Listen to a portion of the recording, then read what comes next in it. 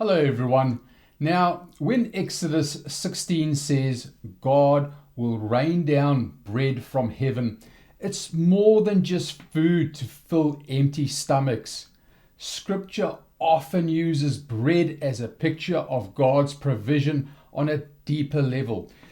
Jesus himself quotes Deuteronomy when he says, "Man shall not live on bread alone, but on every word that comes from the mouth of God."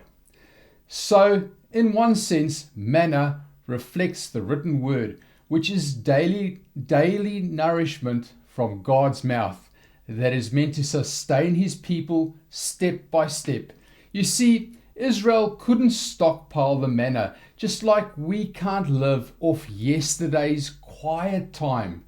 God's word has to be fresh in us every day.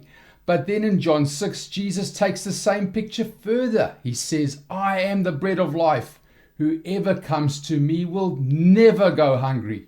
Here, manna foreshadows Jesus, the living word made flesh.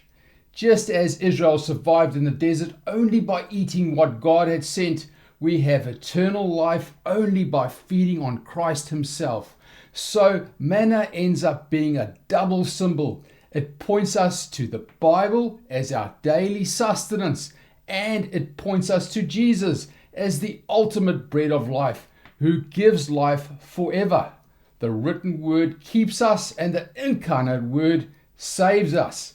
And that's why when you read about manna, you are really being invited to see both the pages of Scripture in front of you every day and Jesus Christ, our Savior, at the center of it all.